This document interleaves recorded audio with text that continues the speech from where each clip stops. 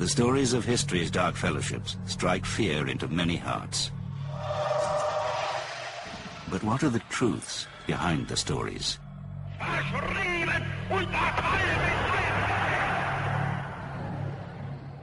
Throughout history, there have been secret organizations striving for influence in political circles. But if the bizarre legends about the Vril Society are true, the organization is particularly unsettling. The Vril Society is the most mysterious German secret society ever in history. They were originally founded before the Second World War, and their influence reaches out even till today. Its members are said to have included senior figures in the Nazi Party, like Hermann Goering, Heinrich Himmler, and even Adolf Hitler. The Vril Society was a dark fellowship. They sought to achieve the mastery of the Aryan race. Before they were able to influence the Nazis, Vril occultists worked in complete secrecy, doing anything to promote Aryan power. What they did, that ranged from straightforward political assassinations, trying to evoke the spirits of the dead, good old-fashioned, what one might call sexual orgies, and more sinisterly, human sacrifice.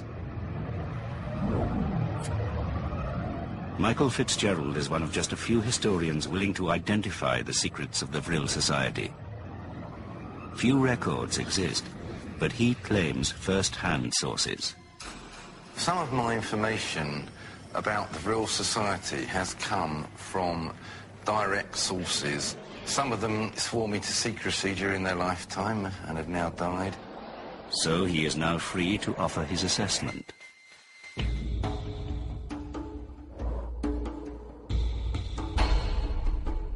The Vril Society was a group of people founded at the end of the First World War, and it included many people who were to go on to become prominent in the Nazi Party. Like any secret society, it had its secret practices.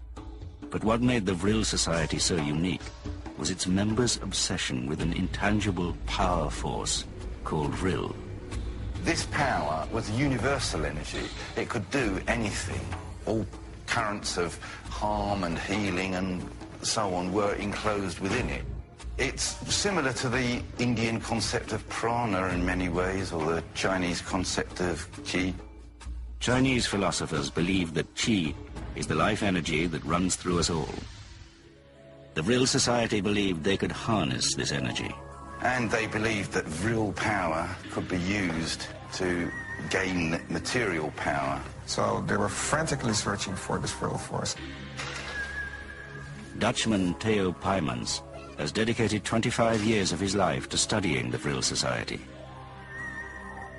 My research has established that certain bureaus in Nazi Germany were frantically searching for this new energy. Obtaining supernatural power might require supernatural efforts. They sought the power of Vril through a variety of different means. There were naturally meditative practices, which were obviously the mainstay of most of their activities. But they weren't meditating to gain inner peace. The theory is that they practice these meditation techniques in order to further the strength of the Vril in themselves.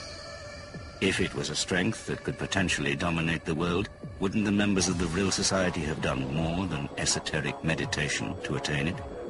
They were also very involved with what one might call loosely sex magic. There's an enormous history of sexual magic, going back to witches and witches using sexual powers. This is nothing new. Members of the society are said to have used the magic of sex to summon the power of Vril. There were some sexual practices that went on in the Vril Society. This carnal method of harvesting Vril was less magical and closer to an excuse for swapping partners. They were swingers. Group sex and meditation couldn't really be considered evil and were not exactly unique in the early 20th century. But the Vril Society may have had more sinister rituals. the darkest side of the Vril was undoubtedly their belief, which dates back many thousands of years, that to sacrifice a young child will give more power than anything else if you are turning to the darkness. And that is what they did. After the First World War, many illegitimate and orphan children lived in Bavaria. Children whose disappearance would go unnoticed. And legend had it that the Vril of a child was the most concentrated and most powerful. They were seen as being gateways between the astral and the material world in a way that adults were not.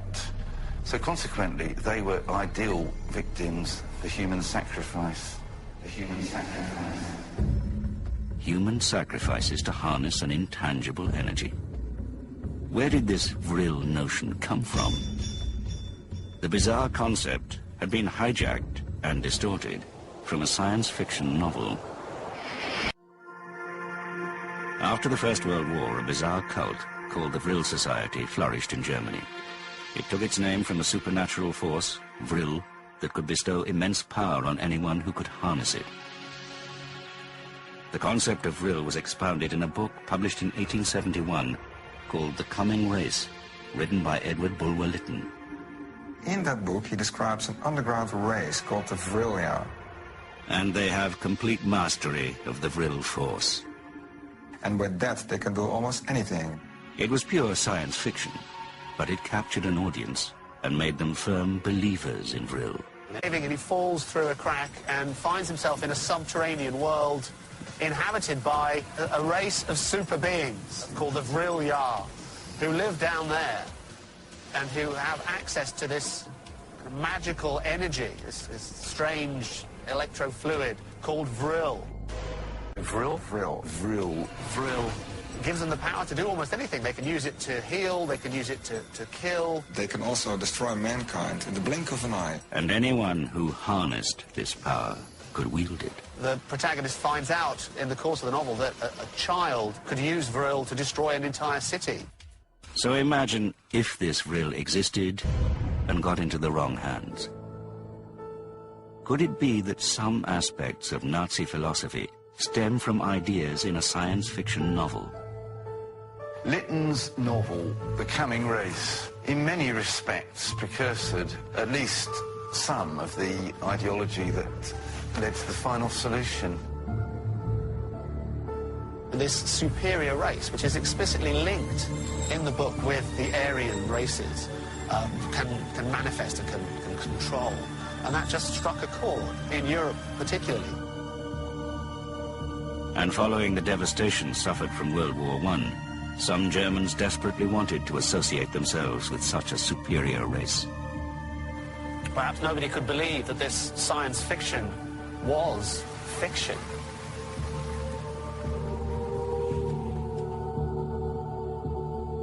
The end of the book comes with a very serious warning. These subterranean keepers of the Vril could destroy mankind. Should they come up and decide they wanted to colonize the surface of the planet, we would be doomed. It may seem a kind of tabloid truth that one would expect to find in sensational newspapers, but the Vril Society really were consciously dedicated to the service of evil, and by their impact on the founders of the Nazi Party, they instilled that evil into the senior leadership of what was to become the most evil regime in the 20th century. Most sources say that the Vril Society was founded in 1918 at a mysterious meeting in the Bavarian town of Berchtesgaden. It was a holiday center and would later house the country retreat of Adolf Hitler. It is said that in a mountain lodge, a group of occultists and high-ranking German nationalists secretly gathered to create a powerful inner circle called the All-German Society for Metaphysics, otherwise known as the Vril Society.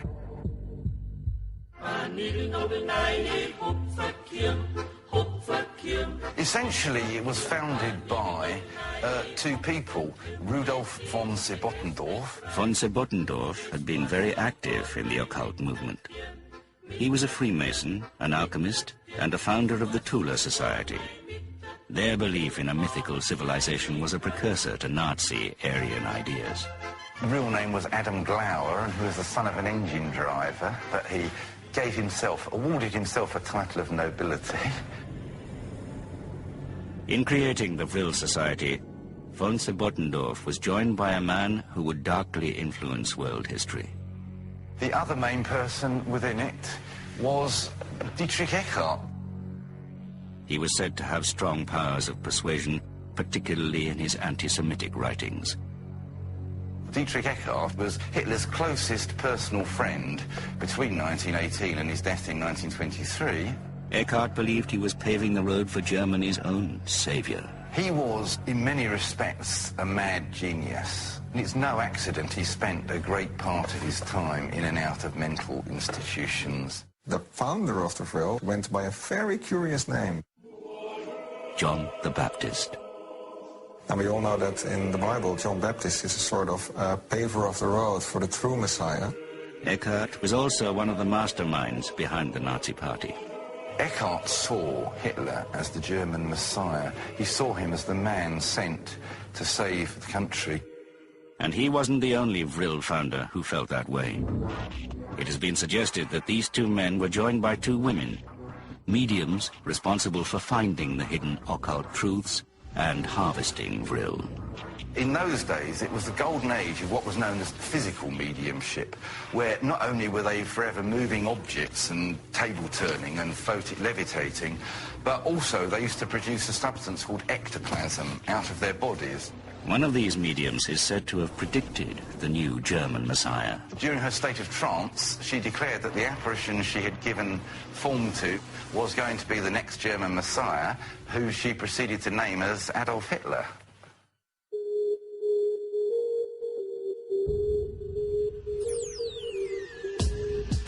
So the Vril Society may have indeed paved the way for the person they would promote as the country's Messiah.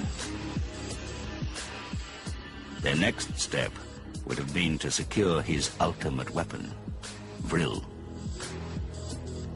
They believed that that would give them power. This occult group of German nationalists may have grown quickly to become an elite inner circle of the Nazi Party. Many of the top leaders, including Hitler himself, were members of the Vril Society. Karl Harrer, Anton Drexler and Dietrich Eckart are three of the most important figures in the transition from the Vril Society to the Nazi Party. Eckart was considered the darkest of them all and dedicated to Hitler's success. He did have certain perverse gifts, and not least of which was his ability to train Hitler in the use of, what one might loosely call the power of a human heart and human mind. Hermann Goering, commander of the Luftwaffe, was said to be a member. It is virtually certain that he was introduced to it in around 1920, probably by Dietrich Eckart. Alfred Rosenberg, minister of the Third Reich, probably a member.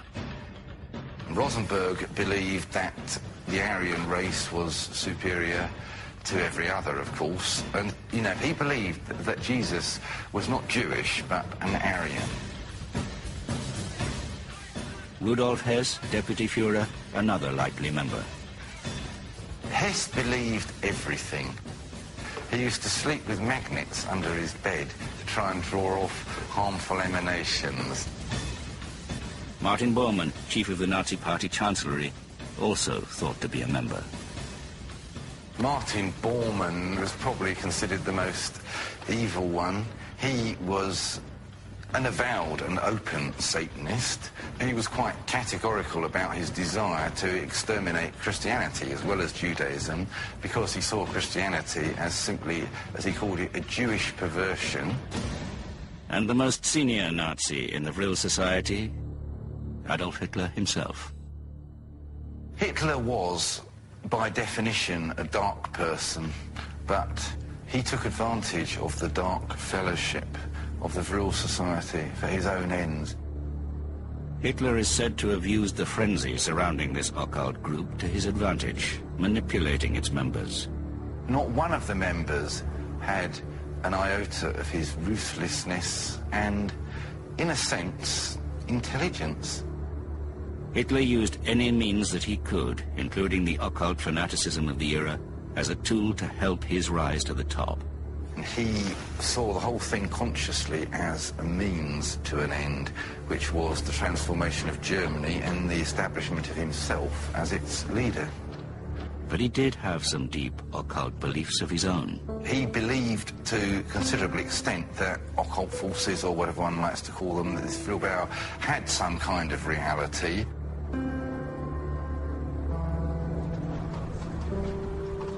Some believe his first occult exposure happened just before World War I in Vienna, when he met a man named Lanz von Liebenfels. Von Liebenfels thought Hitler was a natural medium. Von Liebenfels was obsessed with the Aryan occult. He was known to frequent the ancient town of Carnuntum in Austria, where the Germans defeated the Romans in the 1st century. He invented a whole new religion that he called Theosophy. And he made his bizarre beliefs known publicly. He published a magazine called Ostara, which was full of racial ramblings and bizarre occult philosophy. Hitler was allegedly an avid reader of Liebenfels' pamphlet. He actually physically advocated that the Jews should be killed simply for being Jewish. With this racist teaching, Hitler was one step closer to Vril and the final solution.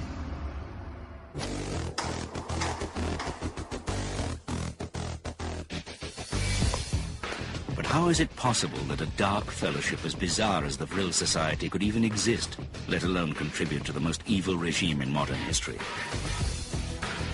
It has had an influence on world history out of all proportion. The confusion surrounding the era offers clues to the Vril Society's influence.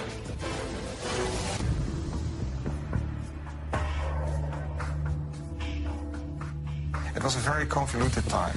There were a multitude of secret societies. From about 1888, well into the 1920s, hundreds of secret societies formed, reformed, and gave birth to new and even more secret subgroups. Some were dangerous nationalistic orders, like the Serbian Black Hand Society, responsible for the assassination of Archduke Franz Ferdinand of Austria. Black Hand Society was largely responsible for the First World War. And many of the era's dark fellowships were simply racist, sharing the sentiments of Lanz von Liebenfels, who believed Aryans were gods. He also believed that the Jews were literally children of the devil. The 30 years leading to the formation of the Vril Society was an era obsessed with the strange combination of racial solidarity and the occult. Magic and occult ideas dominated thinking of virtually every class of society in the late 19th century. But of all the mystics of the time, one person's writings may have been the genesis of the phenomenal occult frenzy. Madame Helena Blavatsky.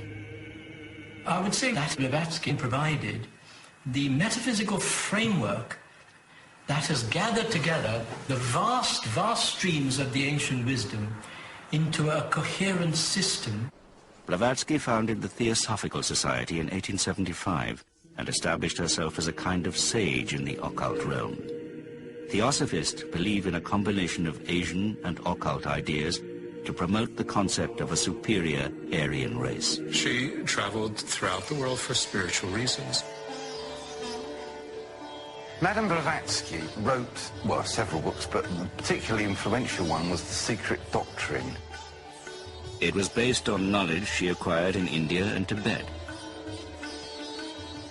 She claimed that she got her teachings from secret messages from Mahatmas in the Himalayas. This groundbreaking book, written in 1885, did something no other book had ever done. It combined science and religion. Some branches of late 19th century European philosophy drew inspiration from a combination of the occult and Eastern mysticism. One leading proponent of these concepts was Madame Petrova Blavatsky, who managed to combine the precepts of both religion and science. Suddenly science, like with Darwin, had seemed to destroy the possibility of religion, and Blavatsky was showing, oh, you can still believe in evolution and yet be religious, because this is how it works, you know. Her writings included anti-Semitic notions that fueled later groups like the Vril Society. The secret doctrine had an extreme racist view. Some interpret her writings to say that Semitic people had not evolved as far as the Aryans. But she was actually writing of the ancient Aryans, whose Indo-Iranian name means noble. They had simply migrated further than other races, and so they were more evolved. The misrepresentation of Aryan is we are the master race. Blavatsky's ancient Aryans were not the same as Hitler's 20th century Aryan race. The secret doctrine clearly had anti-Semitic and racist undertones. This is the danger of letting out high-level truths because of the danger of misrepresentation. The secret doctrine was written as a spiritual teaching and a kind of esoteric study of evolution, not an inspiration for the master race. But the racial aspects were the ones that particularly obviously appealed to the Nazis. The world has shown the ghastly effects of twisting what is sacred knowledge and perverting it to one's own personal ends. When the Vril Society was founded, Blavatsky's teachings were more popular in Germany than anywhere else in the world. Seriously, it was that influential on German thought, it really was. Like the coming race, Blavatsky's book was misunderstood and its ideas were twisted to support the many other racist philosophies rampant in Europe. So by 1918, the time was ripe for the formation of the Vril Society and the search for ultimate power. Vril? Vril. Vril. The Vril Society saw this power as a kind of metaphysical petrol. The Germans needed it because Germany, as we know, did not have fossil fuel reserves. They had a method of creating synthetic fuels, but they were in desperate need for other energies. In addition to their occult methods for finding this energy, they began an actual quest for the all-important Vril. They followed in Blavatsky's footsteps to Tibet. Vril Society member Karl Haushofer organized expeditions to Tibet beginning in 1923. Their mission? Contacting the Aryan forefathers in the cities deep underneath the Himalayas. They would certainly be the guardians of the Vril. And by the third trip, they were measuring the skulls of the locals, convinced the Tibetans were the Aryan ancestors. Eventually, Hitler formed a Nazi organization to track the Aryan race. They spent more money on that than the United States did on the development of the atomic bomb. That would be $20 billion in today's terms. For work that, frankly, produced no tangible results. And so, in the end, the Germans left. But whether they found Vril there or not, the Germans did bring back one very important thing from Tibetan culture, something Blavatsky had waxed poetic about in The Secret Doctrine. Within its mystical precincts lies the master key which opens the door of every science, physical as well as spiritual. How could Madame Blavatsky have known this mystical figure would become the symbol of hate? A great many of the Vril Society members were conscious Satanists. And these evil men were emblazoned with a symbol, the swastika. Its mystical resonance was of great interest to the Vril Society, and by 1920, it would virtually belong to the Nazis. Previously, though, the swastika had been a symbol of luck and good fortune in Asia. A lot of persons these days forget that before it became an ominous symbol in Nazi Germany, the swastika was to be found everywhere. It was originally meant as a symbol of good fortune. It took on a very tangible meaning, that of the letter G, and for Freemasons, the word geometry. Well, not only did it stand for geometry and math and so on, but it stood for Nordic, the Old Norse gods. It was a symbol of Thor. There was a village in Canada called Swastika, and they had a female hockey team called the Swastikas, with the swastika embroidered on their skirts, and it makes very lovely photos. By 1920, it was no longer a benign symbol. In adopting the swastika, the Nazis did make one significant alteration. Hitler and his cohorts did a funny thing. They changed the direction of the swastika. It no longer turned to the right. His concept of the swastika was very influential. Hitler's swastika turned in the opposite direction, to the left. And the left-hand path is synonymous with evil. The left-hand path, which is something that clearly derives from Roman mythology, and in fact all mythologies, where the evil gods are centered on the left side and the good gods are centered on the right side. This is Hitler's swastika in 1920. It quickly became embedded in Nazi culture, and a variation of it has become known as a sign of the Vril Society. It's found here in Wewelsburg Castle, the home of Heinrich Himmler, commander of the SS and a suspected member of the Vril Society. He was frantically searching for various means of winning the war, and in the end, one can say it turned him insane, although in my opinion, the seeds of his insanity were already there.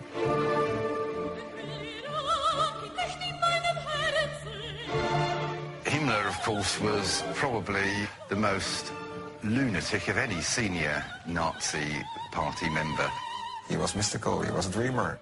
He was a real junkie for every cult and wacky idea going.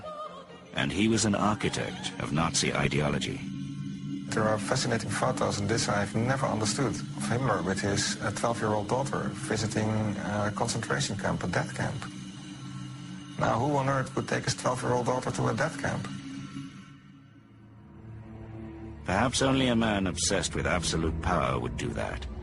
And such a man would be the perfect candidate to renovate a 16th century castle as a Vril centerpiece. Within this castle we find a richness of symbols, of signs, and of occult things of significance that point towards his, well, the fulfillment of his dreams. The North Tower holds the darkest symbols. The North Tower clearly is the embodiment of all that Himmler felt was dear and precious to him, and it points towards an occult significance in his philosophies. A feature of the tower was the solar wheel, or black sun, the occult symbol for the Vril Society. Clearly, this sun wheel meant a great deal to Heinrich Himmler. What the solar wheel exactly was, who can tell? It was, however, likely to impress members of the SS visiting the castle. The SS was seen by Himmler as being part of a mystical order. Himmler wanted an imposing headquarters for his SS cohorts. He performed weddings and funerals for them here. It's alleged that even the full Black Mass was said to have been performed at Wewelsburg on 2 or 3 occasions. But if that ultimate satanic ritual was celebrated at Wewelsburg, it would have been undertaken in another part of the tower, the crypt. In this bizarre room with its excellent acoustics, Himmler created a frightening arena for his elite SS men. There were pedestals around the sides, placed possibly for attending rituals and Vril Society meetings, and a peculiar space in the center, probably for Himmler himself. But this is funny in the sense that if this is the center where the acoustics work the best and the most, then what was the purpose of the center meant for? Would that have been the place where Heinrich Himmler told about his wildest dreams?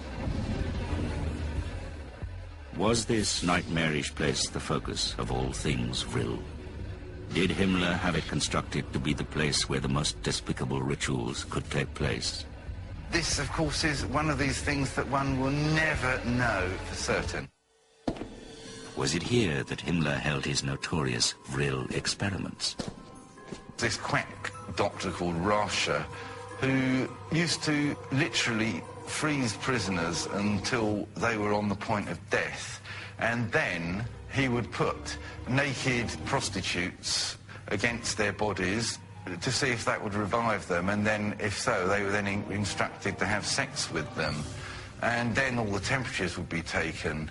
Himmler called it animal magnetism, but it was essentially Vril-based. Himmler may have been searching for Vril through sexuality. Of course, it was ridiculous because 50% of the male subjects used to die. The experiments were undoubtedly inspired by Himmler's subscription to the notion of Vril. Were these experiments held here, in Himmler's center, or elsewhere within the castle walls? Unfortunately, there are no written records or living eyewitnesses to reveal with certainty exactly what occurred within the walls of Himmler's Wewelsburg. The Vril Society was unique among the secret societies of the era. One reason was that it included women as members. Every woman in the Reich stands ready as any man to fight and die in the service of the fatherland. And, you know, this is true. There were probably more women than there were men in many respects. Which is very important to realize because a lot of the Masonic groups were male only, and a lot of the esoteric groups were male only. But not the Vril Society. After all, the females in the coming race were superior to the males. Women were seen, really, in a way, as being like almost divine. Women would have been welcomed because their feminine energy was required to properly attain Vril. But Hitler's personal view was far more practical. He actually felt that women were actually the soul of the nation and that they were going to carry on the legacy of National Socialism. It is believed that 2 women became senior leaders of the Vril Society. Countess von Reventlow was possibly the most well-known one. And it's possible that her prominence led to her death. She suffered a mysterious and fatal bicycle accident in 1918, shortly after the Vril Society's inauguration. She got executed. Countess von Reventlov's assassins were members of the German Communist Party, people strongly opposed to the National Socialists. Ludendorff's wife, who was the only other one that was of comparable importance, she broke with the Vril Society at a fairly early stage. That may have been when her husband, Erich Ludendorff, became disillusioned with politics and left the Vril Society and the Nazi Party in 1923.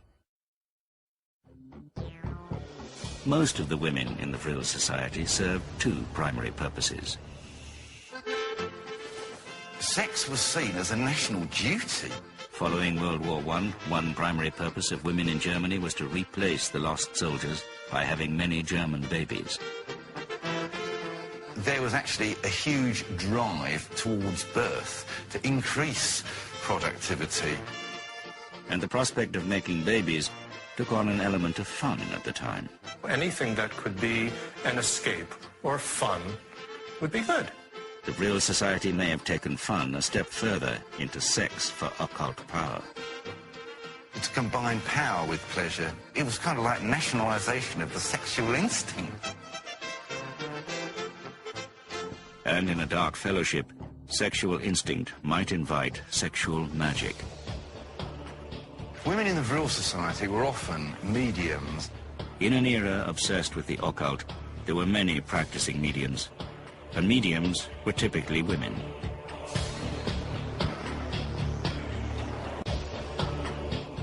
With secret societies dabbling in the occult rampant throughout Germany in the 1930s, successful mediums were in great demand, and the Vril Society held such women in high esteem. They were considered to be particularly receptive channels between the ordinary world and the astral world. Well, it sounds like a fascinating and novel concept, but clearly it is not. I mean, in Germany we had female mediums doing exactly that. They didn't have any political influence in any way, and that what they essentially did was try and channel in the Vril power and then translate it out into the rest of the people in the room. A kind of psychic photosynthesis, one might say. One bizarre legend suggests that the female founders of the group were receiving messages about Vril from other galaxies. Well, it's been alleged that that the Vril Society was able to contact beings from Aldebaran and so on. That depends to a certain extent on your point of view. It's not strange that these ideas would evolve or mutate into ideas of long-haired women communicating with people underneath the Earth and on other planets. Why not? Makes a better story. It's more fun. The idea of two long-haired mediums communicating with other galaxies through automatic writing was not so outrageous in 1918. There is this fascinating book that I held in my hand just yesterday. It was published in 1823, and it's called Voyages to the Sun, the Moon, and Other Planets. And it was written by a female medium at that time, 1823. So clearly the idea that two female mediums are involved in communicating with an interstellar civilization on Aldebaran in 1917 is not new. And long hair also had a long tradition. The long hair of the women is partly a throwback, of course, to the old days of the Valkyries, maidens and so on. I wonder how much of this is borrowing themes from Wagner. Naturally, not all women of the Vril Society were long-haired beauties. But all of the Vril Society legends, like everything surrounding the organization, were larger than life. Exaggeration was part of the plan, and that exaggeration included Heinrich Himmler's nightmarish castle. This all could have been a stage prop, a setting, a fitting setting for Himmler's plans and Himmler's evil dreams. It's a very clever ploy of propaganda. Propaganda was an integral part of the entire Nazi culture. Ensuring that the Third Reich would survive in our darkest dreams. So what was real? And what, if anything, has become of the Vril Society? The problem with researching the Vril Society today is that clearly this concept attracts people of unsavory character.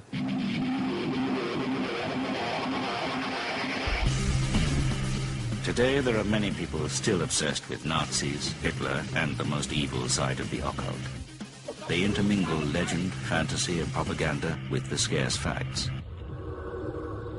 Some also believe in the possibility that intergalactic flight could be achieved through the Vril Society. The Nazis were, at the very last 2 years of the war, working on a secret project. Their ultimate scheme was the Flying Disc Project, a concept based on Vril Society ideas. We can clearly read in the 1930 pamphlets published by the Vril Society that, yes, there were blueprints. There's even a whole chapter explaining what an ideal spaceship might look to them if the right technology was being used. Yeah, the Vril saucers were actual blueprints. I know that devices were built with the technology that the Vril Society was propagating well before the Second World War. We don't know for sure whether Nazi scientists created flying saucers, but the Vril Society did envision them. Am I skeptical of the whole Nazi UFO myth? Yes. On the other hand, there are certain tales that I still find hard to discount. But the evidence has vanished. The strange thing is that we know that these devices were built, but we can't find them anywhere anymore. It has even been suggested that Vril technology was adapted for the US and Russian space programs. I don't think so. I think they would be further ahead than anybody else on this planet. So we're left to wonder what became of Vril technology, and what became of the Vril Society. Well, the irony of history is that Nazi Germany, towards the end of the World War, pretty much evolved into becoming the Vrilja themselves. In some ways, Hitler's Nazis did become a subterranean society. They built bunkers connecting one Nazi member to another, and countless tunnels containing weapons factories. They did this, as is the official stance, because Allied bombers were bombing German cities and German factories into smithereens day after day, night after night. One place where they built weapons was the tunnel complex in Nordhausen. We know that they built their V1s and V2s there. Hundreds of very real V1 and V2 rockets, built underground, soared through the skies to destroy their enemies. It has been said that the V stands for Vril. If true, Nazis and the Vrilja have become one. My theory is that the search for this force changed themselves into, well, the carriers of the force. More than 60 years after the fall of the Third Reich, where are the remnants of the Vril Society? Are they gone? Or are the ancient relics hiding away somewhere? Does a new regime exist among us, still plotting and scheming? When you look at the tapestry of signals that I'm receiving, that I have received over the years, one can say that yes, there still is a Vril society, but not comparable to what it was once before. There still could be devotees of a fictional power amongst us today. Vril in itself, if it had been there yesterday, it still is here today. And Vril belief does still exist. Every atom is basically 99% Vril energy. Today in America, a small religious organization exists called the Church of Vrilology, where Bob, the Vril master, calls on the Norse gods for Vril balance. Hail Odin! Though they seem a bit different than the norm, the Church of Vrilology is not the remnants of the evil Vril society. They're simply a group of people trying to find their way to the light. What we teach is to develop a relationship between the subconscious and the conscious so that we can, through the conscious mind, take the Vril energy and transform it into what we want in our lives. The original occultist members of the Vril Society were at the other end of the spectrum, looking directly and deeply into the darkness to harvest and execute ultimate power.